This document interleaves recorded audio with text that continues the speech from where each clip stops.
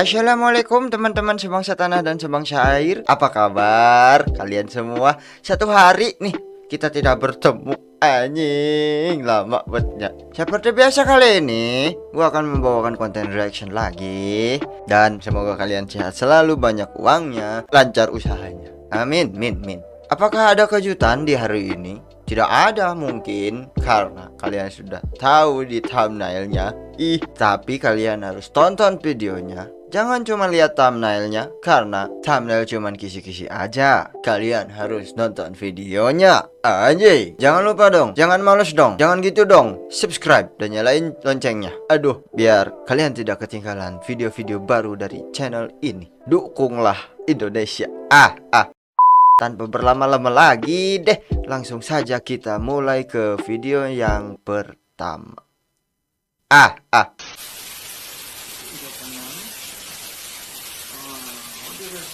Astagfirullah.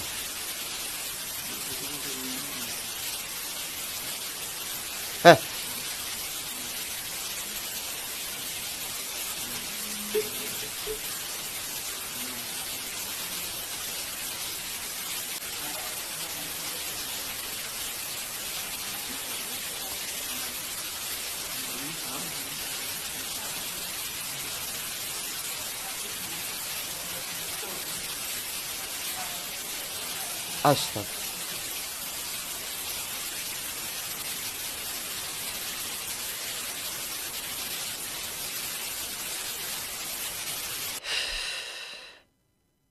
Pemalas, bangun siang. Banyak orang yang bilang ke gua kayak gitu. Tapi setidaknya gua tidak seanjing orang tadi. Orang ini nih.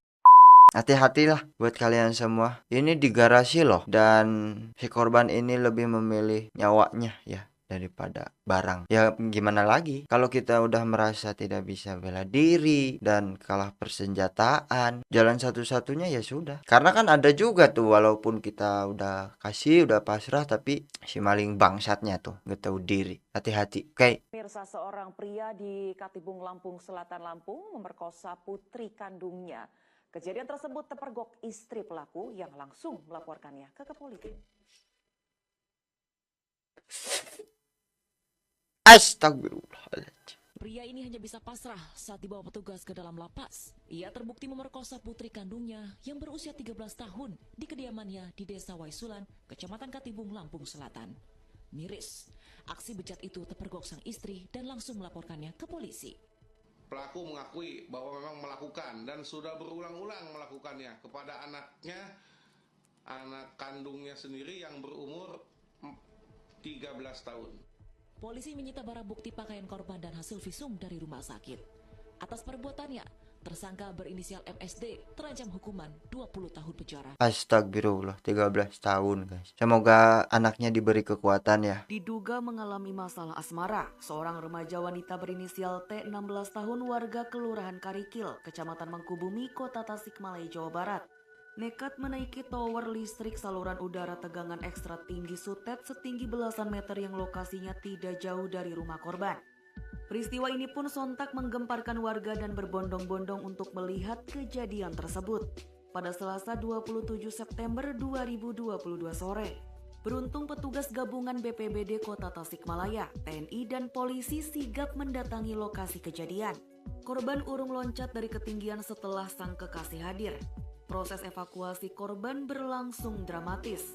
Petugas BPBD harus menaiki tower Sutet menggunakan tali.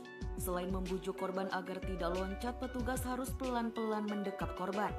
Dalam keadaan histeris, tubuh korban diikat menggunakan tali tambang.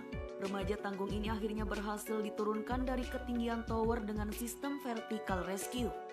Tepuk tangan dan teriakan hore berhasil bergemuruh saat korban diturunkan dengan selamat.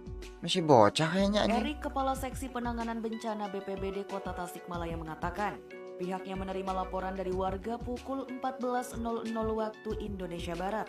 Jika ada seorang remaja wanita yang nekat mengakhiri hidupnya di tower Sutet, pihaknya langsung melakukan evakuasi bersama polisi dan TNI. Ia mengatakan kendalanya karena dari awal datang perempuan tersebut ngamuk-ngamuk. Setelah dibujuk, akhirnya perempuan tersebut dapat dievakuasi ke bawah.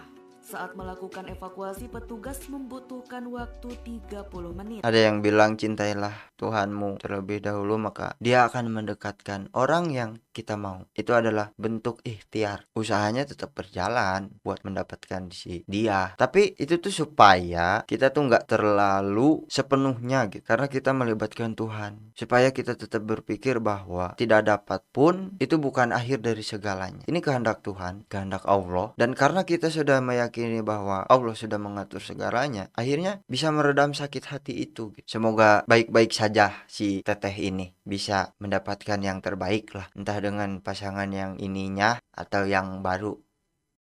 Berakhirlah sudah konten kali ini, yang mana banyak berita-berita yang mengejutkan, dan semoga kalian dan gua juga sih bisa belajar dari berita-berita yang negatif ya, supaya kita nggak seperti begitu. Kalau ada berita-berita bagus ya kita mungkin bisa untuk menirunya, mengikuti jejaknya. Tapi kebanyakan sih berita-beritanya ini mah yang tidak bagusnya. Ya nggak apa-apa lah, ambil sisi baiknya. Kalau tidak ada baiknya ya disisiin aja. Oke, semoga kalian sehat semuanya, terus banyak uangnya, terus keluarganya aman terus. Dan sekali lagi jangan lupa subscribe ya, karena kalau kalian subscribe kan jadi gitu semangat gua bikin kontennya terus dan terusnya. Dan jangan lupa juga klik loncengnya supaya nggak ketinggalan video baru dari channel gua. Dan sampai bertemu lagi di konten selanjutnya.